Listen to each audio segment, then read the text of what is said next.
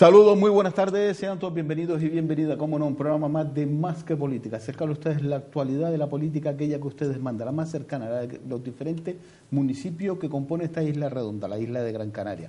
Hoy nos vamos a centrar en esta primera parte en el municipio de Santa Lucía de Tirajana, y para ello tenemos con nosotros al concejal, fíjese usted por dónde, que es para nosotros una novedad y un orgullo, ¿no? Que haya un concejal que lleve identidad, patrimonio histórico, festejo, educación y participación ciudadana. Y usted dirá, hombre, pero todas esas áreas, pero que lleve identidad es una de las carencias que hay, por lo menos en este archipiélago canario, la identidad de proteger lo nuestro, nuestra cultura, nuestro folclore, nuestra artesanía, nuestro arraigo. Y tenemos con nosotros a don Antonio López Lorenzo. Muy buenas tardes, sea usted bienvenido. Muy buenas tardes, Paco, muy buenas tardes a toda la audiencia. Y como bien decías, concejal de identidad. Identidad engloba todo lo que tiene que ver con lo nuestro, patrimonio histórico, el área de museos del municipio de Santa Lucía, que la red de museos se compone en la actualidad de 5 y un sexto muy incipiente, porque estamos trabajando, aparte de los museos que teníamos, estamos trabajando con un concepto museístico, todas las esculturas y los lugares emblemáticos que hay en el municipio, trazar una red de forma que podamos visitarlo de manera guiada, con alguien que interprete lo que estamos viendo y esto además está siendo aplaudido por los centros escolares sobre todo. Y no solo, pero yo pienso por los centros escolares, sino por la sociedad, ¿no? Por la sociedad que... De alguna manera, mira, diariamente nos encontramos en el tránsito diario, en cualquiera de nuestras rotondas, esculturas que nos lanzan un mensaje y que por falta de conocimiento ese mensaje o no llega o se queda corto. Te pongo un ejemplo. Cuando profundizas en una escultura, yo lo descubrí por mi propia experiencia. Hay una escultura que tengo siempre de camino a casa. Cada vez que pasaba por ella, mirabas, pero no te llega absolutamente nada porque simplemente la ves. Cuando profundizas en ella, sabes cuál es su nombre, quién es su autor, qué significa. Diariamente me roba pues en torno a 10 segundos de pensamiento cada vez que paso por delante de la rotonda, porque te acuerdas de todo ese proceso. Muchas de ellas tienen un valor etnográfico, otras hablan de propuestas más solidarias, y en el fondo el que las conozcamos siempre beneficia a que conozcamos el patrimonio que tiene nuestro municipio y ayuda también a que nos sintamos un poquito orgullosos de lo que tenemos. Por lo cual, ¿Canarias tiene falta de identidad? En los últimos años creo que estamos viviendo una batalla desigual. A medida que se han ido asentando los medios de comunicación, el poder mediático, la capacidad de comunicación que tenemos a través de las redes, de alguna manera somos todas más internacionales. Por desgracia, el tiempo y los canales de comunicación de nuestra propia cultura, de nuestra identidad, juegan de manera desfavorable en estas redes. Cierto es que hay colectivos que defienden y que están a marchas forzadas intentando llenar la red también de contenidos canarios, pero por desgracia sí nos queda labor que hacer. De alguna manera tendríamos que ser un poquito más sensibles.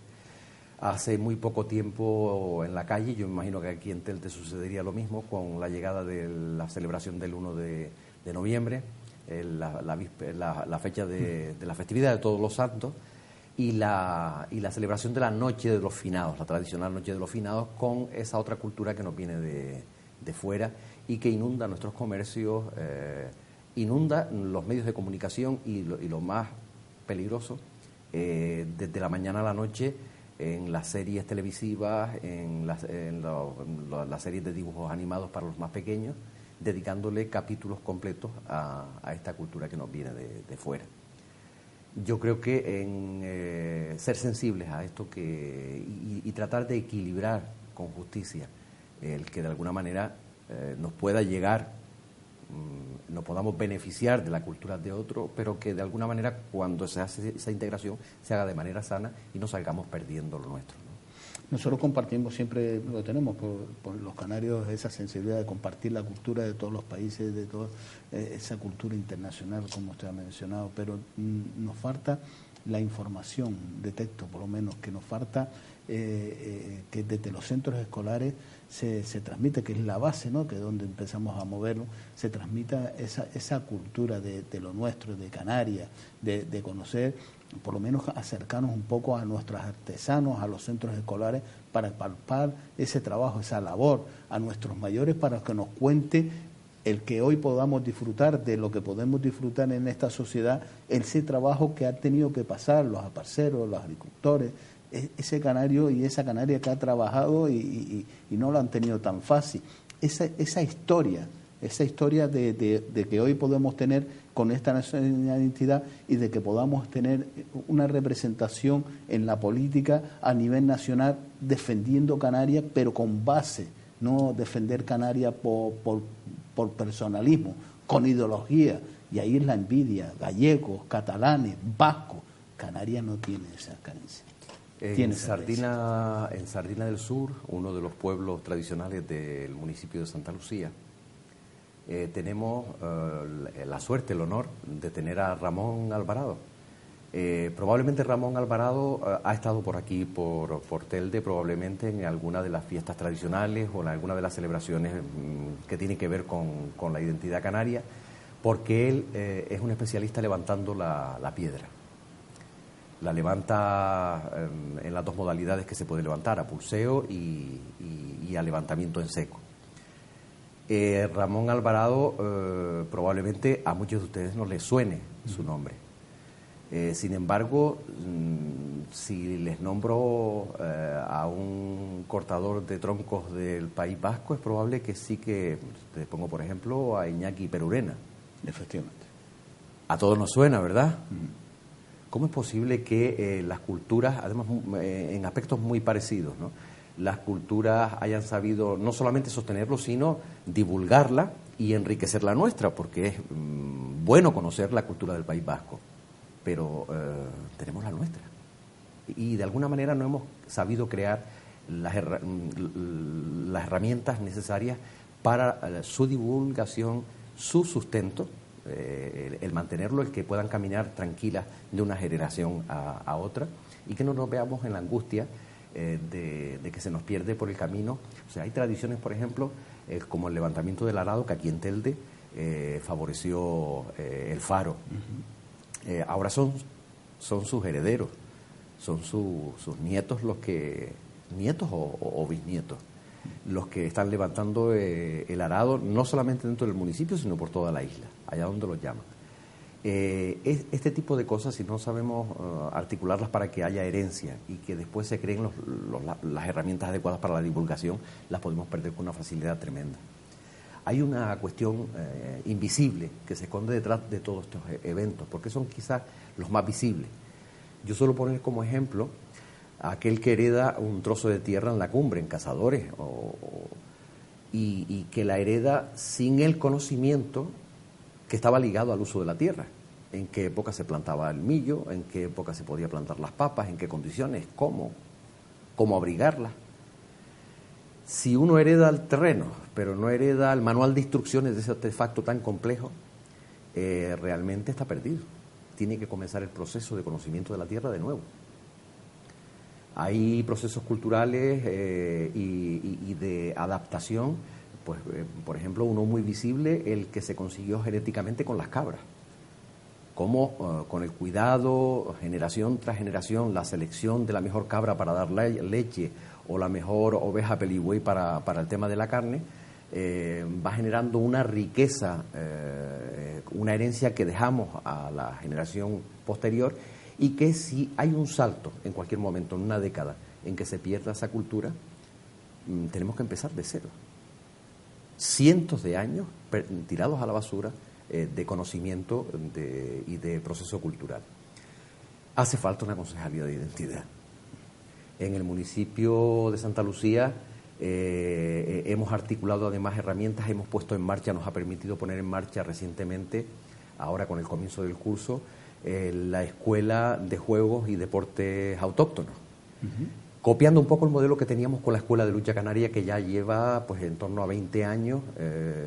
Tuvimos la suerte que en el municipio apostamos porque en el momento en que empezaba a desaparecer en otros municipios y que incluso en el Cabildo de Gran Canaria dejaba de apostar por ella, en el municipio de Santa Lucía se buscó un formato, un modelo de escuela que fuera posible, que fuera sostenible, que generara poco gasto, que fuera y que en la práctica fuera funcional.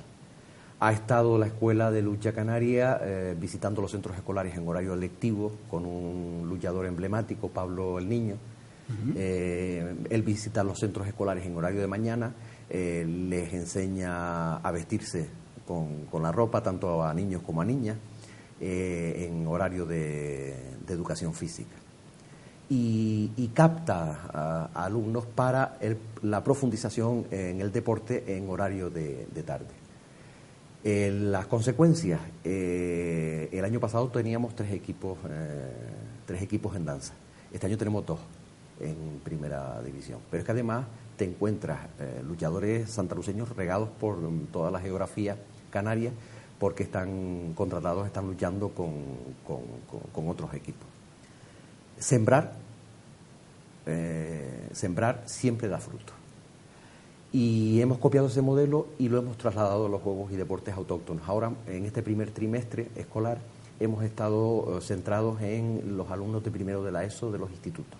Un total de 7 centros escolares de secundaria que han recibido además con los brazos abiertos el proyecto, y en horario de gimnasia se les introduce, se les da conocimientos básicos sobre la bola canaria, se les enseña a jugar no sé cómo lo llamaban, supongo que también utilizaban el mismo nombre aquí en Telde, la billarda.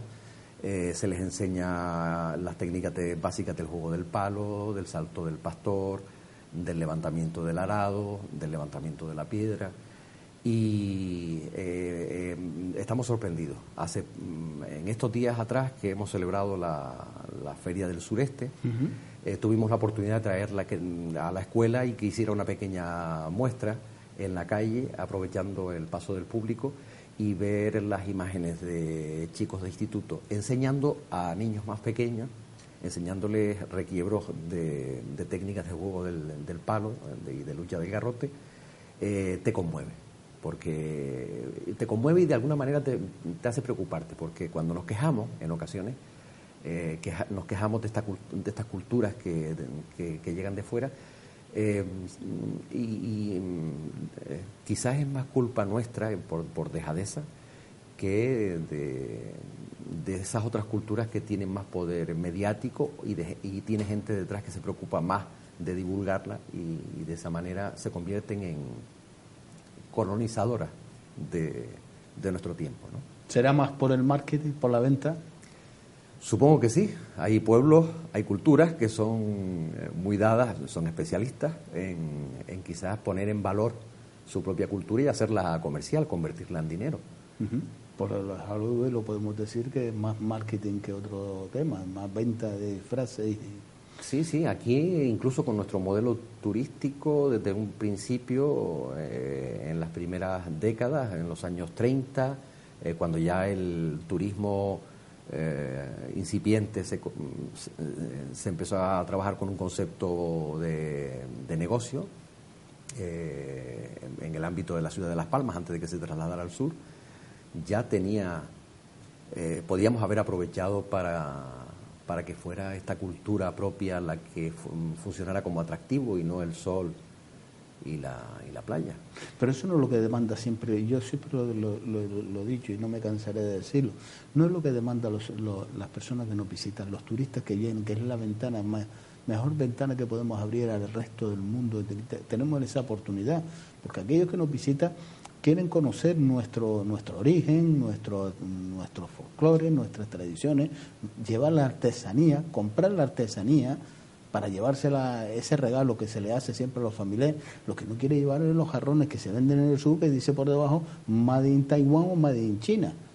Quieren la identidad, sí, y no sabemos, no apostamos por decirlo. De alguna manera en su momento se apostó por un turismo que intenta, que es un turismo gregario, casi de corral de ovejas, en el sentido de que no se les permite intentan evitar a toda costa que el turista salga de allí porque es la fuente de consumo, tratan de ofertarle todo en el entorno y no permitir que en algún momento cojan las carreteras del norte o se adentren por el territorio de la zona centro y puedan descubrir la hermosura de nuestra tierra, ¿no?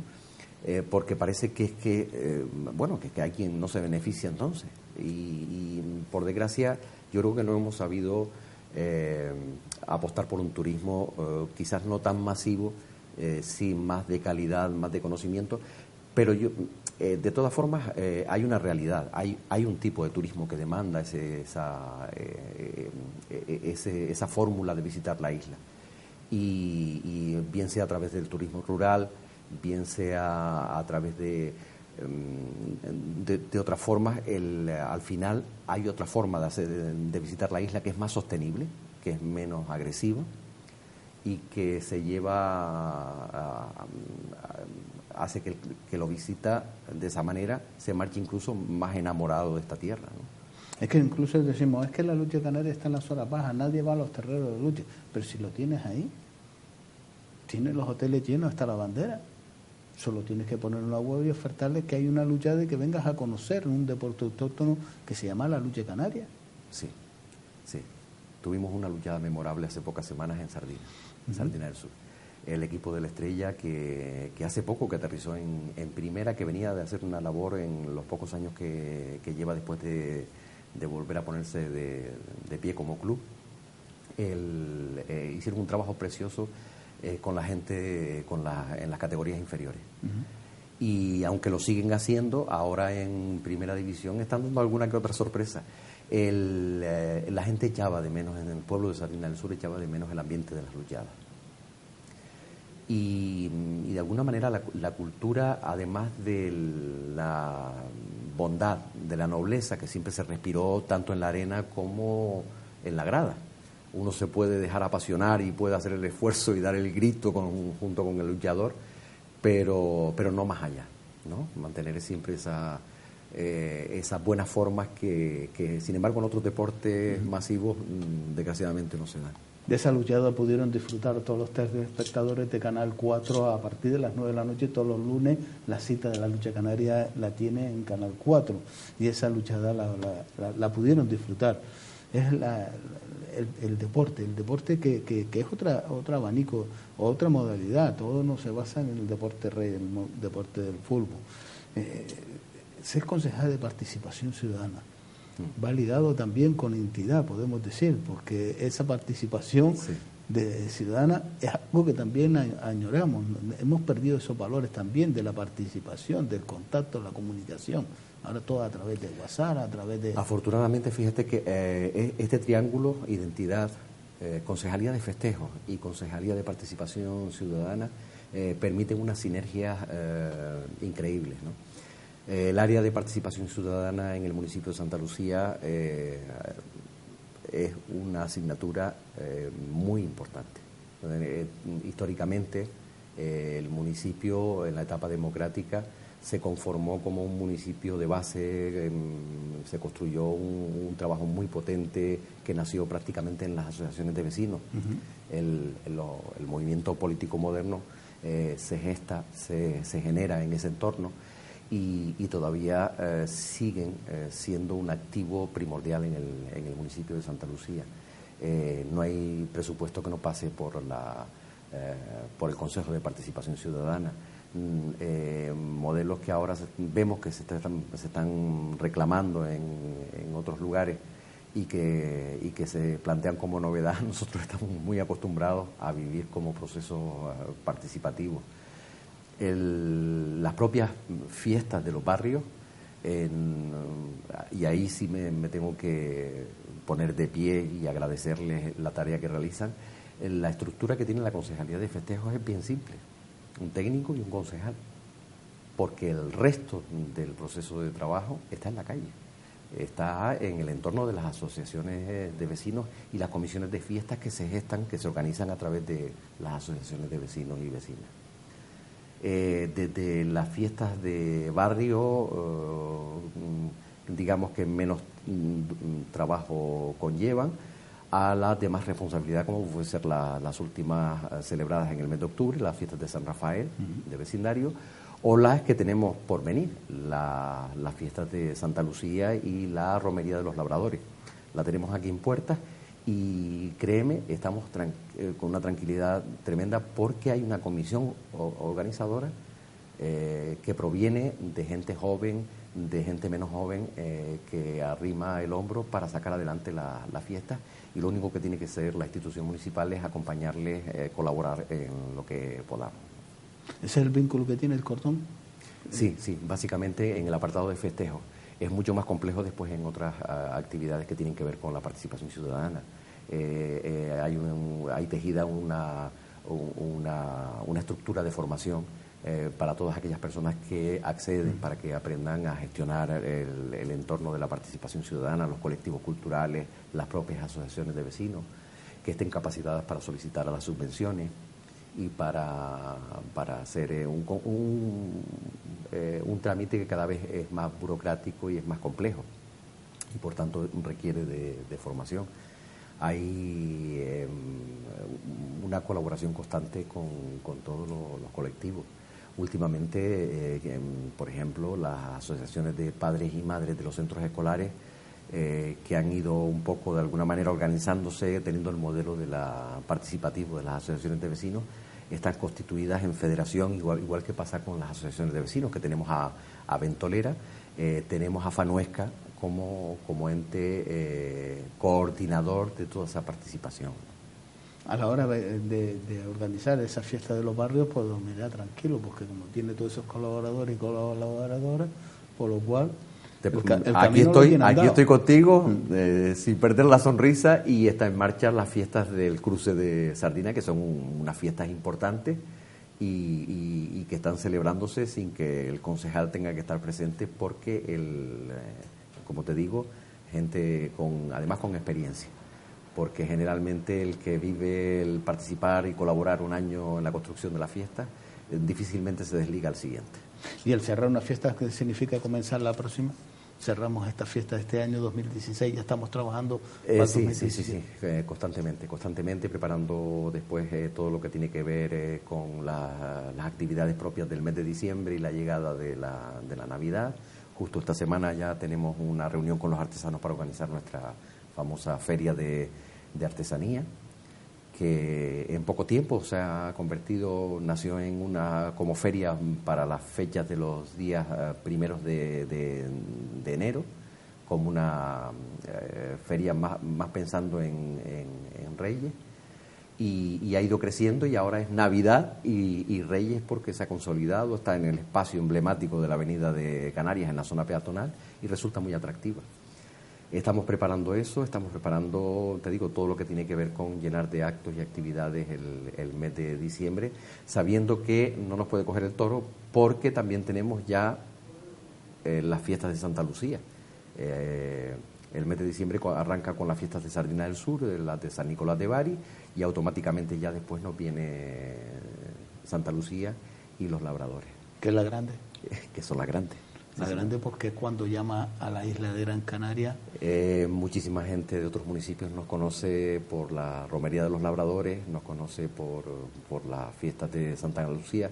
Son de las fiestas que de alguna manera nos convocan a la gente de fuera, igual que sucede con las de San Rafael, que también son unas fiestas que no dejan de crecer.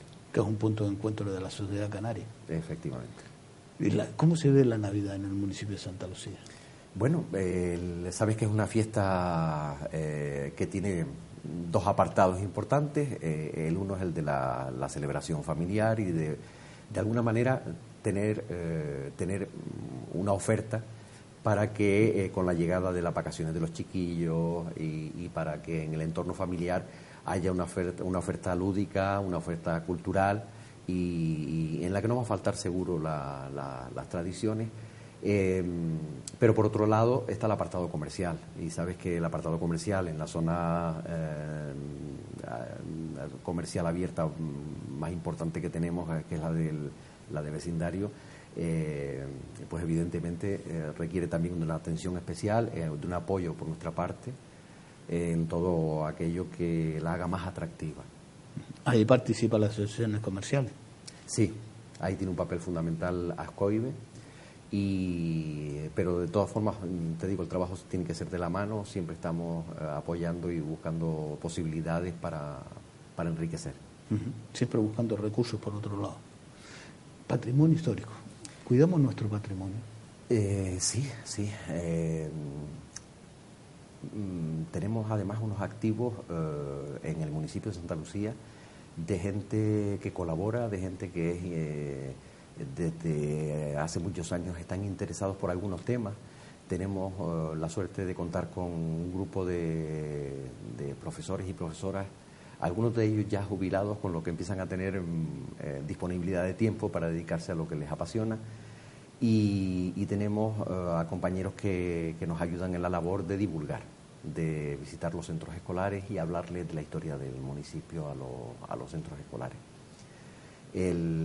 Hace muy poco tiempo que hemos puesto en marcha desde Patrimonio Histórico, bajo la denominación Conocer la Historia de Santa Lucía, un ciclo de charlas que viene a organizar un poco todo esto, esta oferta que se estaba dando de manera particular y que siempre se concertaba entre el centro escolar y el profesor o la persona que conocía sobre este asunto. Desde Patrimonio Histórico lo que hemos hecho es intentar organizar esto mejor y con la técnico de Patrimonio Histórico, con Graciela Robaina, tenemos una oferta para los centros escolares que lo soliciten, donde damos una primera charla introductoria, tanto para los niveles de quinto y sexto de primaria como para toda la secundaria. Y luego ya podemos ir profundizando desde la parte del conocimiento de la arqueología de nuestro municipio, que sabes que además está muy de moda por los últimos acontecimientos, los últimos hallazgos y estudios que se han realizado en la fortaleza de Ancite, en Santa Lucía, en la Sorrueda, y con también las últimas excavaciones que se han realizado a la orilla de la playa, en Pozo Izquierdo, que no hace mucho tiempo estuvieron trabajando y verificando lo que ya nosotros conocíamos como los túmulos del Tenefé, y que al final efectivamente se trata de una necrópolis completa. ¿Ha asumido ahora el área también de educación? Sí, desde hace 2 meses, de manera sorpresiva y casi accidental, porque aunque fue por motivos que nos alegraban a todos, hay una compañera que por cuestiones personales pues decidió cambiar un poco el rumbo de las responsabilidades que estaba teniendo. Sigue en educación, pero está en el día a día del aula, y las áreas que ella llevaba tratamos de amortiguarlas entre los compañeros, y la compañera que entraba, y a mí me tocó la responsabilidad enorme de educación, que en el caso del municipio de Santa Lucía, con los proyectos y la dinámica que llevamos de trabajo habitualmente, es una de las concejalías grandes, de peso. El asumir esa concejalía y no ser competencia directa, pero asume el gasto de las infraestructuras de los centros escolares. Estamos pasando muchas dificultades con lo que tú dices. No tenemos competencias directas, estamos muy disconformes porque se trata de una decisión política. Esto acontece en el 2013 con la ley de racionalización del gasto, y sabemos de dónde viene la ley y cuáles son sus consecuencias. Y desgraciadamente nos han quitado posibilidades de trabajo, de acompañar en la construcción de un modelo educativo eficaz al profesorado, a las familias y a los propios alumnos y alumnas. Precisamente habíamos articulado, estaba previsto para el presupuesto de este año, 3 mecanismos, 3 herramientas fundamentales para ayudar. Una en forma de beca para el transporte escolar, otra para la adquisición de material escolar a aquellas familias que tuvieran más dificultades, y otra para las AMPAs. Todavía estamos batallando legalmente para intentar sacarla de las AMPAs a estas alturas de año, porque las otras 2 se nos han caído. No hemos tenido posibilidad legal de ejecutarlas por esta cadena, esta soga que nos ata las manos, no nos permite, no nos dejan trabajar codo a codo con los nuestros. ¿Y usted lo entiende? No lo entiendo. No lo entiendo porque además estamos hablando de educación. Es la principal herramienta de inversión que podemos realizar. La lucha contra el fracaso escolar, la mejora del éxito, el abandono, el luchar contra el abandono escolar. Cada uno de estos chicos, de estas chicas que conseguimos que tengan una proyección de futuro, estamos hablando de que no es un futuro individual, van a aportar un futuro a la colectividad. Va a ser que nuestro municipio sea probablemente más capaz de ser sostenible si tiene habitantes bien formados. Para nosotros es una preocupación constante y evidentemente lo que está ocurriendo en lo que tiene que ver con que no nos permita tener responsabilidades en educación, lo llevamos muy mal. Por lo cual se juega siempre con doble lenguaje, desde la política nacional, la política regional y la política que demanda el ciudadano, que es la más cercana, que es la municipal. Desde la política nacional, evidentemente lo que se nos ha hecho en esto es, porque además no sucede solamente con educación, hay otras áreas que están afectadas por esta ley de racionalización del gasto y en ocasiones incluso por aquella que se vendió muy hermosa como una ley para la transparencia, para que todos los procesos fueran más claros. Se multiplicó, digamos, de alguna manera todo el proceso burocrático y esto es positivo, siempre que vaya en áreas de la transparencia, pero también es cierto que para hacerlo con eficacia tenía que haberse dotado de personal. Y la ley que se aprobó al mismo tiempo, la de contención del gasto, prohíbe tocar capítulo 1, que es la de personal, de forma que hay una contradicción que no es inocente. Son mensajes vacíos. Para quedar bien, salgo a los medios de comunicación, vamos a invertir, vamos a proyectar, vamos a hacer, pero después cuando quien lo tiene que asumir, quien tiene que poner las herramientas y quien tiene que soportar ese peso son la política municipal y no se le dota ni de esa herramienta ni tampoco hay presupuesto para poderlo asumir. Se han hecho recortes muy importantes en educación y en nuestros alumnos y alumnas están con dificultades para encontrar en ocasiones un centro cercano donde poder estudiar lo que desean estudiar. Se les obliga a trasladarse, no se les ha bajado las ayudas para el tema de las becas de transporte y estamos abocados a una situación en la que cuando más necesario es la formación, parece que nos estén estrangulando y poniendo trabas para que puedan llegar a buen término su crecimiento, ¿no? En el municipio de Santa Lucía, la oferta que tenemos en la actualidad, en cuestión de 2 años, nos ha aumentado la población. Ten en cuenta que una parte importante de la población que vive en el municipio de Santa Lucía es población joven y en el trayecto de 2 años y medio nos ha crecido el número de estudiantes de secundaria, de institutos, 621 alumnos. 621 alumnos es un centro completo. ¿Dónde está el centro? Reubicándolos, buscando espacios donde no lo hay, impartiendo clases en espacios que no son ni siquiera, que no reúnen las condiciones adecuadas para el estudio y por más que solicitamos que se le ponga remedio, que se le busque una solución, no encontramos respuesta. De todas formas, te digo, no perdemos, es un caballo de batalla importantísimo para nosotros y ahí sí que no estamos dispuestos a ceder un paso. Hacemos todo lo que está en nuestra mano. Las herramientas que tenemos de coordinación y de proyectos que están vinculados a servicios sociales y que están vinculados a otras áreas, como te decía antes, la propia Escuela de Juegos y Deportes, desde el área de deportes, todo lo que tiene que ver con los hábitos saludables y formar buenos ciudadanos, la conexión que existe entre servicios sociales y educación en el municipio de Santa Lucía. Yo quisiera a quien no lo conozca que se acerque y pregunte, porque se va a llevar una sorpresa. Es un modelo que es exportable y que nos está dando un montón de satisfacciones porque amortigua un montón de necesidades y de dificultades que son extremas. Pues don Antonio, se nos ha ido el tiempo hablando. Un placer tenerlo en esta casa. Espero que la próxima entrevista no se alargue un año como casi hemos pasado desde la última. Cuando uno está en la responsabilidad de las concejalías y del trabajo cotidiano, la verdad es que antes hablando contigo caímos en la cuenta de que hacía un año que no nos veíamos. Qué rápido pasa el tiempo. Y muchísimas gracias por ofrecerme esta ventana para encontrarme con los oyentes y muchísimas gracias por la invitación.